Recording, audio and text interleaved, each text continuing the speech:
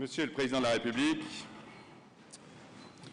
l'Université française est fière de vous accueillir aujourd'hui chez elle, et plus précisément dans ses locaux du Centre Vaugirard, où Charles de Gaulle a autrefois étudié. Vous êtes si convaincu de l'importance de l'université pour l'avenir de notre pays que vous en avez fait une priorité de votre politique. L'université, si longtemps oubliée, s'en réjouit. L'Université Paris II est également fière d'accueillir le juriste et l'ancien avocat que vous êtes. Selon l'adage bien connu, à condition d'en sortir, le droit mène à tout. Bienvenue, Monsieur le Président.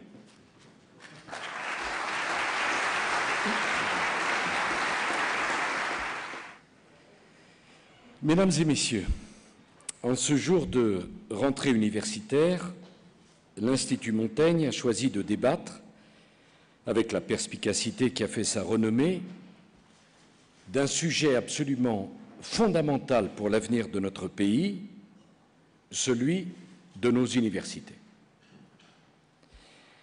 L'intitulé de ce débat, auquel l'Institut nous invite, 15 ans de réforme des universités, quels acquis et quels défis, appelle néanmoins immédiatement une première observation de ma part.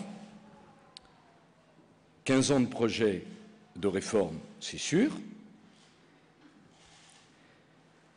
15 ans de révision à la marge, c'est sûr. 15 ans de tentatives d'adaptation à la réalité de plus en plus complexe, c'est certain. Mais 15 ans de réforme, n'exagérons pas. On peut tout dire, sauf que le monde universitaire, allez même sur les 30 dernières années, a été ballotté de grandes réformes en grandes réformes. On a parlé des réformes. On a débattu des réformes. Et d'ailleurs, il y a une raison à cela.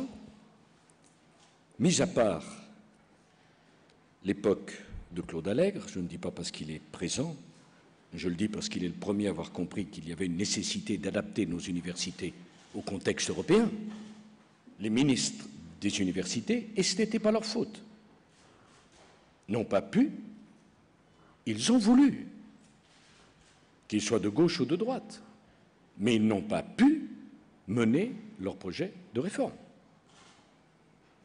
Pour une raison assez simple,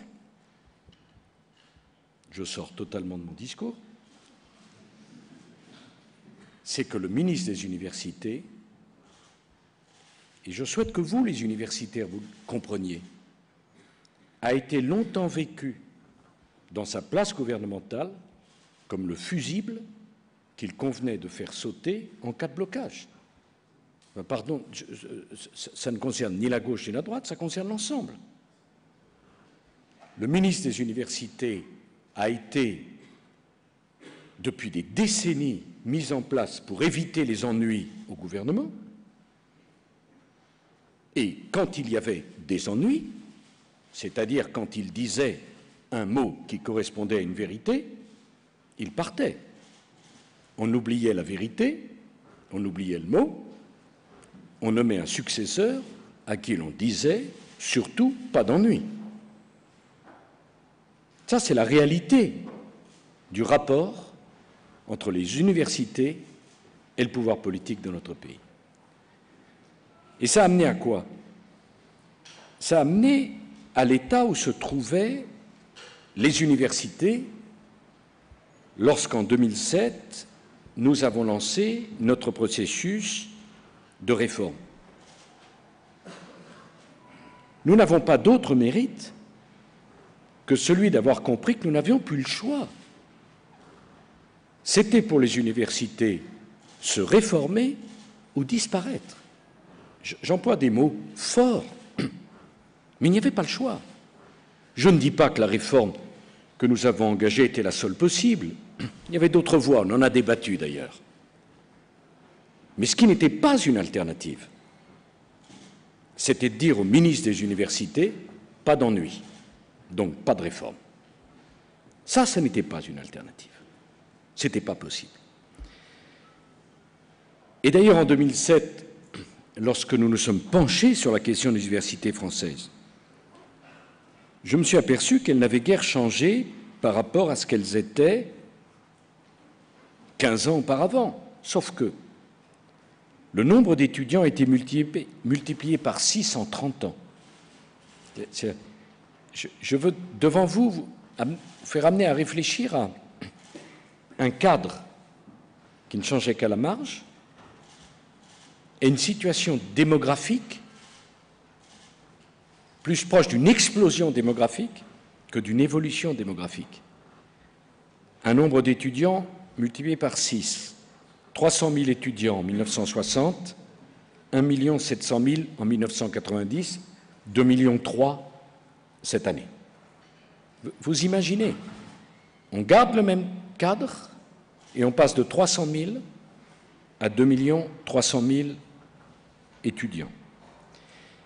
Imagine-t-on le désarroi de la structure universitaire face à cet afflux d'étudiants jetés dans les universités? La totalité des moyens des universités était donc absorbée par quoi? Par ce raz-de-marée. Pas de marge pour changer quoi que ce soit. Chaque année, submergée par une quantité positive. Attendez, naturellement, je ne conteste pas que c'est une bonne chose que nous ayons plus d'étudiants. Mais la totalité des moyens et la totalité des énergies étaient absorbées dans ce raz-de-marée positif qui exprime la santé démographique de notre pays.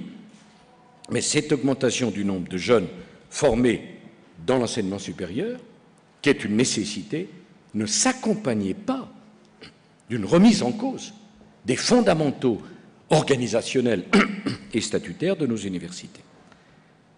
Et rien n'était prévu pour moderniser nos universités. Il a fallu attendre les années 90 pour que l'État s'interroge sur les conditions, employant les mots justes, scandaleuses, dans lesquelles étaient accueillis ces nouveaux étudiants, qui pour la plupart, circonstance aggravante, appartenaient à des familles qui n'avaient jamais accédé à l'enseignement supérieur. Car non seulement le monde universitaire a dû faire face à une explosion démographique sans précédent, 300 000, 2,3 millions, mais en plus, les étudiants qui vous ont rejoints, et tant mieux, n'appartenaient à des milieux qui jusqu'à présent ne fréquentaient pas, ou si peu, les universités françaises. Donc, explosion démographique et changement du paramètre social des étudiants auxquels vous vous adressez, absolument sans précédent. Alors, après ce que j'appellerais la grande peur de 1968, on peut porter un jugement que l'on veut sur 1968, mais disons que je connais peu de gouvernements qui avaient envie de reconnaître 1968. On décida même, est-ce que ce fut une décision consciente ou inconsciente? L'histoire le dira, mais c'est intéressant, car rien n'est au hasard. On décida d'exiler les universités dans de lointaines banlieues, donc les structures restaient les mêmes, mais les universités devaient sortir du cœur des villes. On expliquait qu'il y avait des raisons de prix du mètre carré, mais il n'y avait pas que cela. Explosion démographique, changement social, éloignement géographique, au fond quoi? Méfiance. Méfiance endémique en vérité, entre le pouvoir politique quel qu'il fût et le milieu universitaire. Pour les uns, ils étaient désignés comme les ennemis politiques, pour les autres, au prétexte qu'ils étaient, entre guillemets, les amis politiques, il ne fallait rien changer. Et quant aux capacités financières, sans lesquelles aucune véritable modernisation n'est possible, elles étaient nulles. Et au fond, ce qu'on attendait, pas d'ennui. Et ce n'est je le disais il y a un instant, qu'avec l'harmonisation européenne des diplômes et la construction d'un espace européen de l'enseignement supérieur, initié en 1998 par Claude Allègre, que la France a pris conscience de son retard. C'est ça la vérité.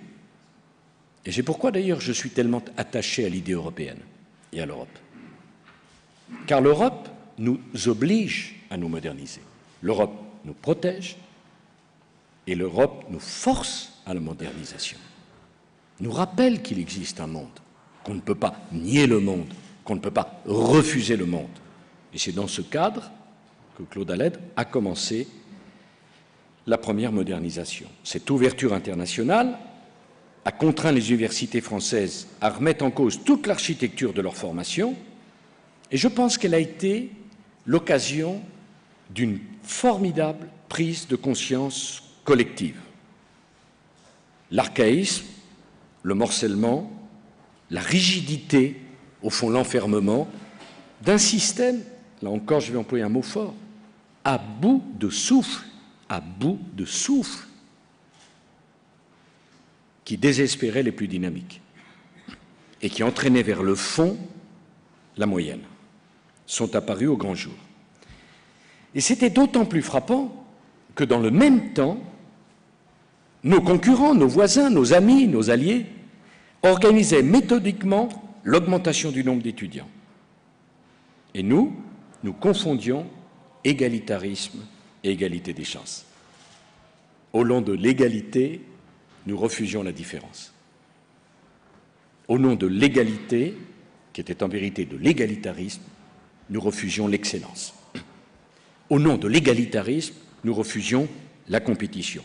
Ce fut le grand mensonge d'une génération.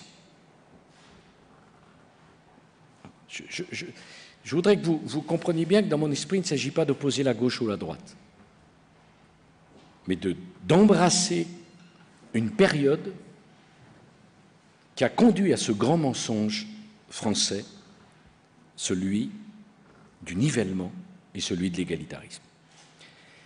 Et je le dis sans détour, ça a conduit nos universités, au fond, à une véritable ségrégation sociale qui ne disait pas son nom. Une ségrégation insidieuse, mais aux effets redoutables. Je m'explique. Les enfants des classes sociales aisées, les grandes écoles, quels que soient par ailleurs les efforts des grandes écoles pour s'ouvrir. Mais si les grandes écoles ont fait des efforts pour s'ouvrir, c'est parce que le flux naturel, c'était pas l'ouverture. Sinon, pourquoi des efforts pour s'ouvrir? Quand on appartenait à une classe sociale aisée, avec des relations, des habitudes de culture et de travail, le chemin prestigieux était celui des grandes écoles. Les enfants des autres, par défaut, les universités, paupérisées et reléguées aux confins des pourtours des villes. Naturellement, il y a des exceptions. Lesquelles? Voulez-vous que nous en parlions? Oui, les exceptions, c'était les universités qui, de façon officieuse, s'extrayaient du statut. C'est-à-dire celles qui, sans le dire, obtenaient l'autorisation, au nom d'expérimentation, de développer des procédures qui n'avaient rien à voir avec le statut des autres. Je ne voudrais pas citer de nom, parce que tout le monde les a dans la tête. Et chacun les connaît. Voilà. Donc il y avait des universités à deux vitesses, en vérité, celle du statut, continuait à descendre inexorablement, et celles qui s'en sortaient parce qu'elles avaient négocié silencieusement des entorses au statut. Et puis les grandes écoles, qui, elles, caracolaient. Je pense que cette situation s'est encore aggravée par la paralysie des instances de décision universitaire. En 1984, la loi Savary avait réduit la maigre part d'autonomie que la loi Faure avait accordée aux universités en 1968. Il n'y en avait pas beaucoup d'autonomie en 1968. Mais on était tout de suite revenu dessus en 1984, on ne sait jamais. et on avait instauré le principe des élections dans toutes les instances de décision universitaires. Comme si c'était le système pour les universités, pour l'excellence internationale, pour la qualité universitaire.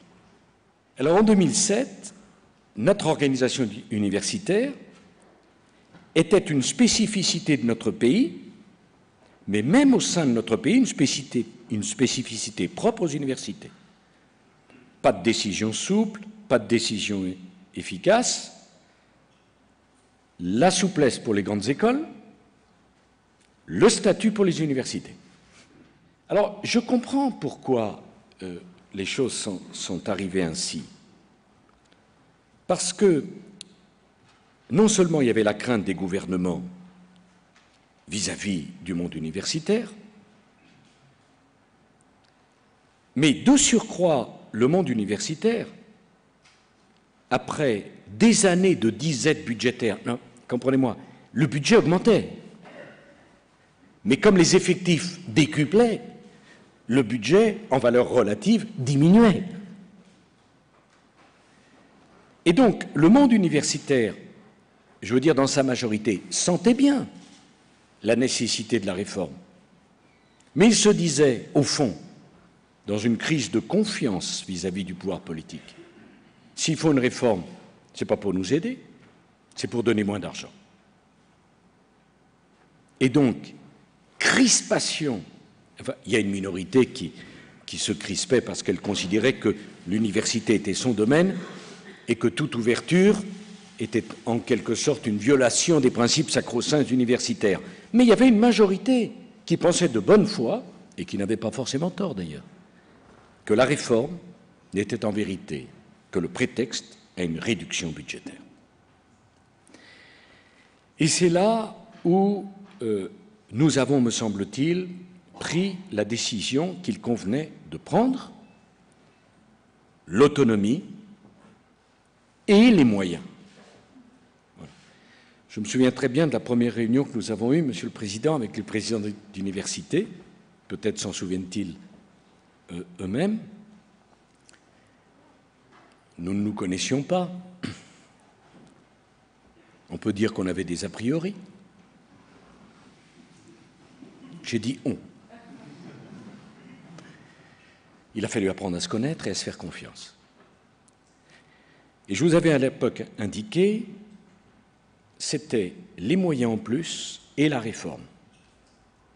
La réforme et les moyens.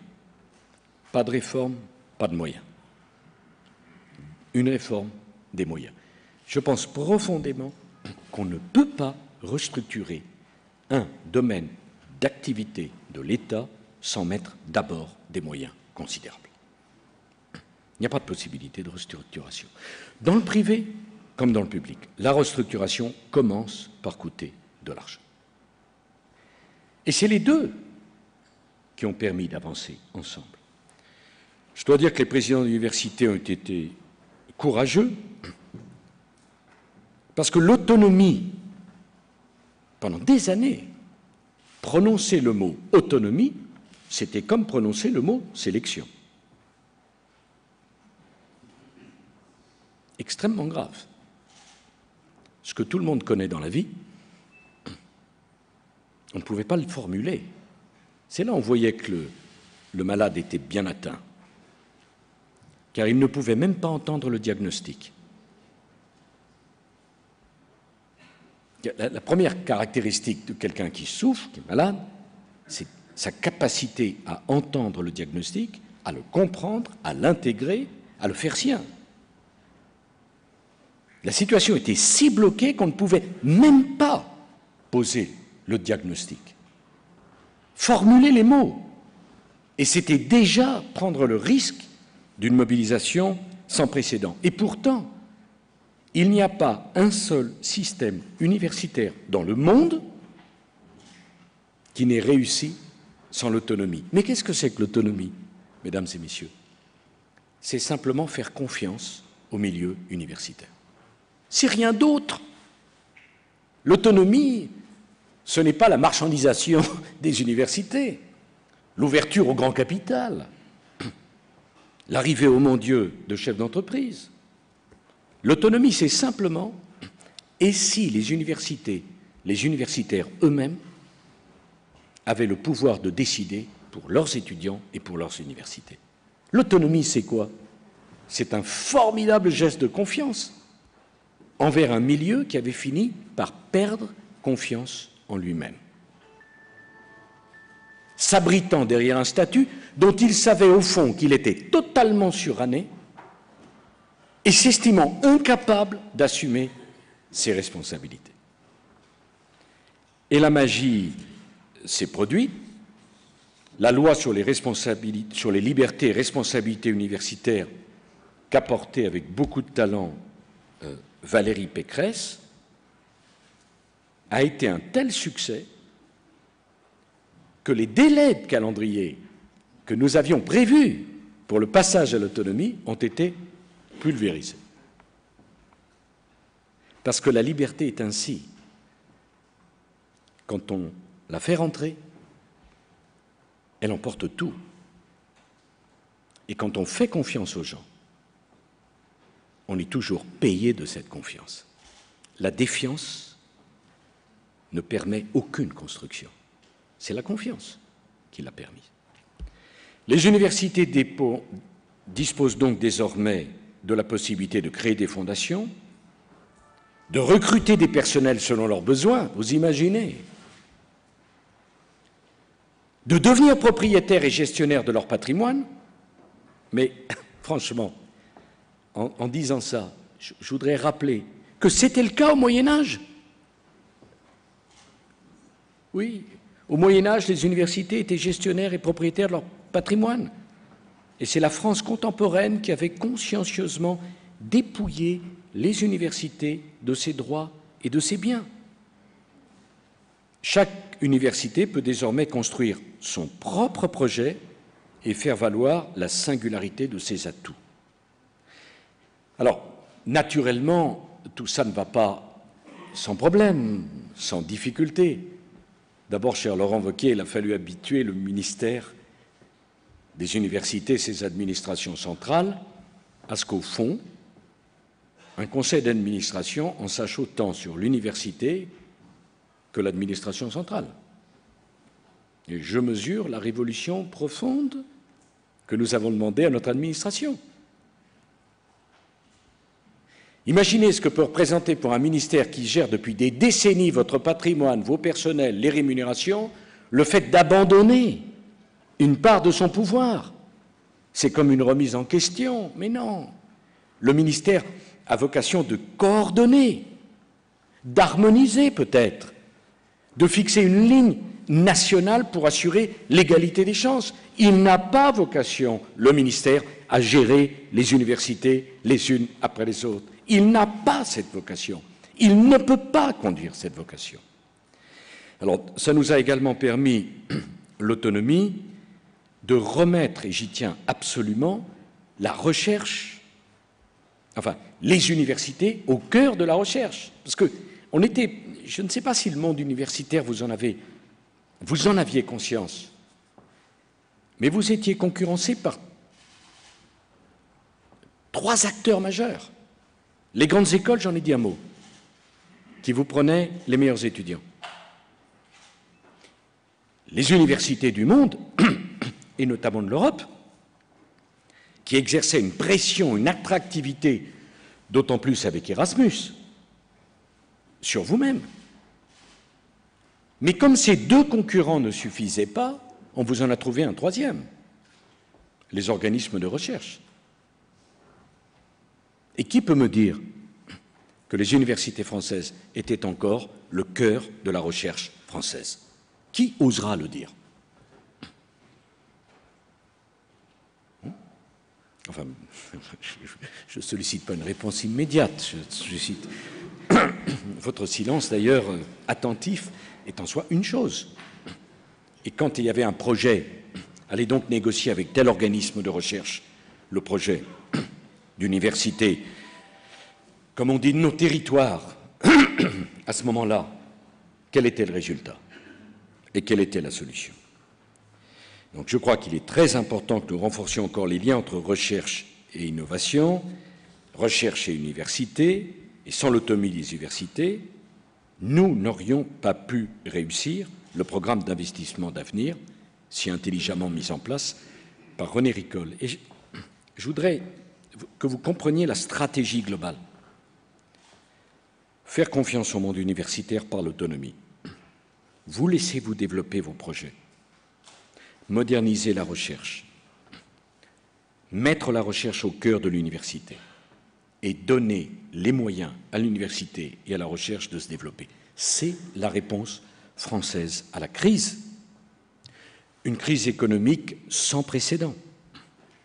Une crise financière comme on n'en a jamais connue. La réponse française, c'est plus de réformes et plus de moyens pour nos universités et pour notre recherche. C'est vous qui êtes à l'avant-garde de la réponse à la crise économique que nous connaissons. Remettre l'université au cœur de notre système. C'est une stratégie globale. Et l'investissement d'avenir, pour lequel nous avons mobilisé 36 milliards d'euros, 22 milliards, 22 milliards iront directement dans l'université et les organismes de recherche. Je ne sais pas si vous vous rendez compte, dans les circonstances actuelles, de l'effort que cela représente. Mais moi, je pense que la réponse à la crise, ce n'est pas la rétractation, c'est l'investissement, c'est la recherche, c'est la formation. Et je vois que la dépense française par étudiant à l'université vient de rejoindre la moyenne des pays de l'OCDE. 10 000 euros par étudiant, par an. C'est 2 000 euros de plus par étudiant et par an depuis 2007. 20% de plus. Quand on le ramène aux 2 300 000 étudiants, on voit bien le gigantesque effort de la nation. Ce fut une erreur, pardon, mais de consacrer l'essentiel des moyens du ministère sur les lycées qui perdaient des lycéens et pas sur les universités qui gagnaient des étudiants. Mais dire cela, ce n'est faire de reproches à personne, ce n'est insulter personne, c'est constater l'incapacité à regarder la situation en face et la véritable coupure entre les élites dirigeantes politiques ou étatiques et les élites universitaires. Alors, augmentation du nombre des chercheurs, augmentation des moyens de fonctionnement, augmentation des moyens pour la recherche considérable et augmentation également des moyens pour refaire vos équipements.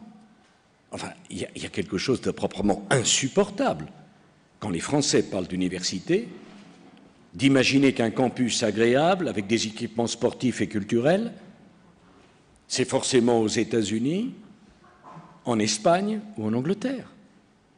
C'est la raison qui nous a fait engager les 5 milliards d'euros sur le plan campus, avec la rénovation de 10 sites universitaires de premier plan. Et ça m'amène à une autre remarque.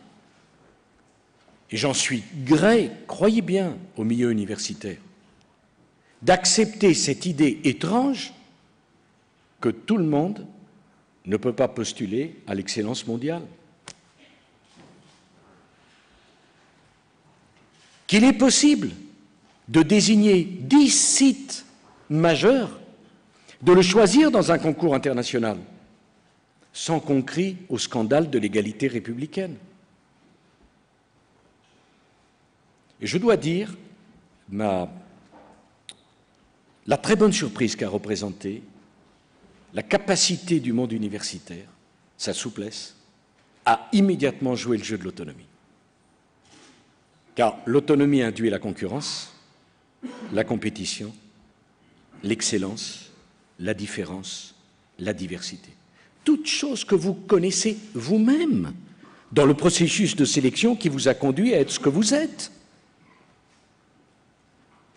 Ça ne veut pas dire qu'on va laisser de côté tous ceux qui ne sont pas dans les 10 projets. Cela veut dire que la France, comme partout ailleurs dans le monde, a besoin de locomotives et que les locomotives tirent tout le monde vers le haut. Et que si on n'a pas de locomotive, on ne s'en sort pas. Mais c'est valable pour les villes. Ce n'est pas en appauvrissant Paris qu'on va développer la France. Ce n'est pas en abattant la capitale régionale qu'on va développer la région. La réussite des premières universités, des plus grandes, va retomber en termes de renommée ou de possibilités sur l'ensemble des autres universités. Mais vous voyez la stratégie globale, plus de moyens pour vous, plus d'autonomie, plus de confiance. Et en même temps, laissez jouer le dynamisme de la compétition entre vous. L'appel à projet qu'a organisé René Ricol a donné lieu à une floraison extraordinaire d'émergence d'équipes toutes plus dynamiques les unes que les autres, et certaines qui ont gagné ne venaient pas des plus grands centres universitaires.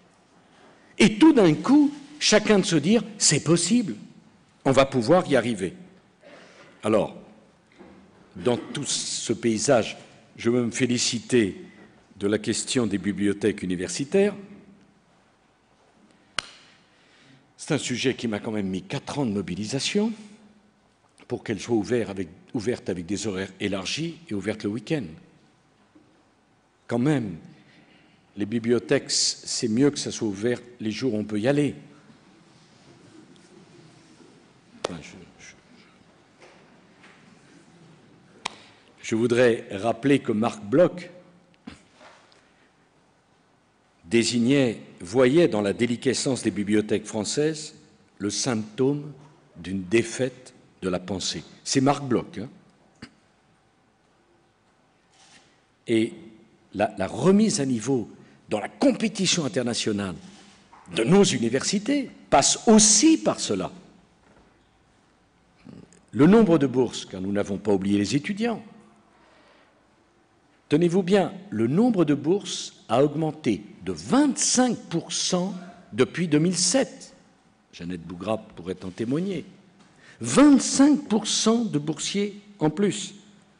Le montant des aides sociales pour l'université a augmenté d'1 demi-milliard d'euros depuis 2007 avec le contexte budgétaire pour atteindre 3 milliards d'euros. Et je veux rajouter ce 10e mois de bourse qui sera versé pour la première fois cette année. Il y a eu une polémique sur ce point, c'est étrange. Moi, je suis partisan de l'allongement de la durée universitaire. Chacun le sait. Eh bien, il m'a semblé honnête, à partir du moment où les étudiants faisaient 10 mois au lieu de 9, qu'ils aient 10 mois de bourse. Mais s'ils en font que 9, ils en ont que 9. Non, j'admets, c'est assez logique. Bon. Voilà, mesdames et messieurs. Alors, je voudrais en terminer par cela, et vous avez compris que c'est un sujet qui me passionne parce qu'il est au cœur de la modernisation française. Et que l'université vaut bien mieux que des batailles idéologiques d'un autre temps. Il n'y a pas une université de gauche et une université de droite. Il y a une université qui doit être porteuse de la diversité des opinions. Est-ce que la réforme et le mouvement de rénovation des universités est achevé? Mais non, en aucun cas. Je ne suis pas venu vous dire qu'on a tout réalisé, tout fait. On a simplement débloqué le système pour lui permettre de se réformer. Donc il va falloir continuer. Alors, la conviction que je voudrais vous faire partager, c'est que je ne crois plus aux grandes réformes définitive et bloquée. Je m'explique. Une bataille phénoménale pour la faire voter. Une fois qu'on l'a fait voter, plus personne n'en parle. Et on est tellement épuisé de l'avoir fait voter qu'on s'arrête instantanément en disant « Ah non, on ne va pas recommencer ». Quitte peut-être à vous surprendre, je milite pour un système universitaire qui se réformerait en continu. Où chaque année, le gouvernement pourrait présenter un texte, pas forcément un texte définitif, vous comprenez? Pas forcément un texte structurel, pas forcément un texte systémique, comme disent les économistes, mais un véhicule législatif qui permet, après concertation avec l'ensemble du monde universitaire, de voir, Monsieur le Président, sur quoi on peut faire évoluer les choses ou les faire bouger. Je prends un exemple, la gouvernance des universités. On l'a beaucoup changé. Mais vous savez, il y a des choses qu'on n'a pas réussies parce qu'on n'a pas osé aller assez loin au premier coup. Et sans doute, il faudra-t-il y aller. J'en parle avec nombre d'entre vous. Bon, c'est vrai, mais tout le monde le sait, que la question du rôle des personnalités qualifiées est posée. Enfin, pardon, vous faites venir des personnalités qualifiées. C'est vous qui les choisissez. Et vous essayez de choisir les meilleures, les plus prestigieuses, celles qui peuvent apporter le plus à vos universités. Une fois que vous les avez fait rentrer dans la salle du conseil d'administration, vous leur dites merci, c'est bien, on est content de vous avoir. Ah, on a oublié de vous préciser, vous ne votez pas. Est-ce exact? Je pense que c'est l'un des domaines où l'on peut tranquillement réfléchir. Naturellement, il ne s'agit pas de faire tomber une majorité parce qu'un président aurait désigné des personnalités qualifiées, les personnalités qualifiées pourraient voter et donc lui garantir en quelque sorte à sa main une majorité du conseil d'administration, et si on faisait confiance aux présidents d'université et aux personnalités qualifiées. Deuxième sujet, plus difficile encore, le financement. Je vous le dis, nous avons augmenté de 22% les moyens de fonctionnement de vos universités. Dans le contexte budgétaire actuel. L'avenir, c'est que vous diversifiez vos sources de financement aussi, comme le font toutes les universités dans le monde. Comment les différencier? Il y a d'abord les programmes de recherche avec les entreprises qui bordent géographiquement vos universités ou qui sont dans le domaine de compétences de vos universités. Après tout, que les entreprises demandent à vos universités d'organiser des programmes de recherche et vous financent plutôt que de financer des organismes de recherche étrangers ou français, quoi de plus sain? Que vos anciens étudiants ayant réussi puissent investir dans vos universités sous la forme de fondations, quoi de plus sain? Que l'on puisse créer autour de chacune des universités des lieux où vos étudiants pourraient bénéficier en franchise de locaux pour développer leur entreprise et que vous soyez associés au bénéfice de ces entreprises, quoi de plus sain? Est-ce que vous croyez franchement que l'université française sera la seule qui pourra dire « Ah non, financement privé, non. Mais regardez les plus belles universités du monde, elles sont financées par qui? Et quelle est votre ambition? Avoir les plus belles universités du monde. Donc gouvernance, université. Alors je sais qu'il y a encore bien des problèmes pour la dévolution du patrimoine, c'est extrêmement compliqué. Pour l'organisation des partenariats publics-privés, il faut vraiment être... C'est pas juriste, super juriste, pour déjà comprendre où il faut retirer le dossier. Après, comprendre le dossier, ça c'est encore une autre affaire. Donc on a encore, avec Laurent Wauquiez, je remercie d'avoir accepté ses responsabilités, beaucoup à faire. Mais ça ne nécessite pas, voyez-vous, un texte définitif sur l'avenir des universités. Ça demande des textes successifs, précis, parfois techniques, en accord avec vous, pour vous aider à gérer vos universités. Voilà, mesdames et messieurs, des universités qui accueillent mieux leurs étudiants, des étudiants recrutés dans tous les milieux de la société, les meilleurs qui puissent choisir l'université, la recherche au cœur de votre projet, l'autonomie pour que vous puissiez rêver vous-même, je dis rêver, l'avenir de vos universités. Au fond, ce que je suis venu vous dire, c'est que nous vous faisons confiance. Nous n'avons aucun a priori.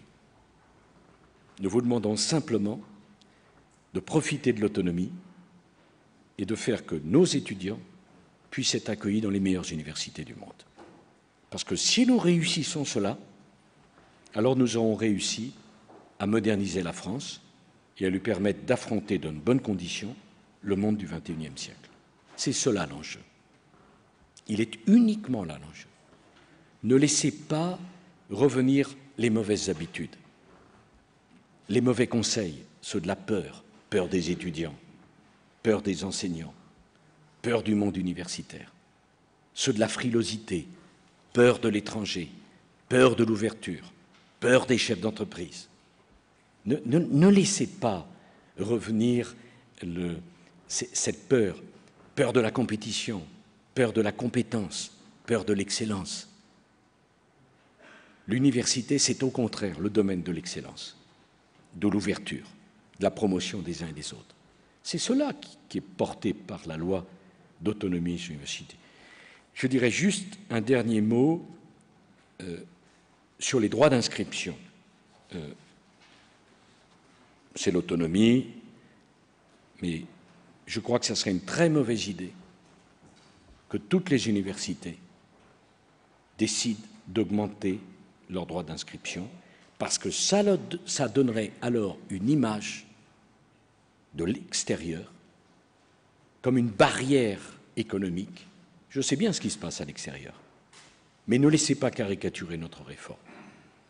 Et donc pour moi, les sources de financement à privilégier sont sur la recherche, sur le privé, sur le rapport avec vos ministères, pas sur les droits d'inscription. Je le dis, non pas pour recentraliser cette question-là, je le dis parce que je crois cette réforme tellement importante pour vous et pour nous, et nous avons bouleversé tant d'habitudes, tant de statuts confortables, tant d'immobilisme, que tous ces immobilismes et ces corporatismes seraient tellement heureux de reprendre par la main de la caricature ce que nous avons donné par la main de la volonté politique. Je vous remercie de votre attention.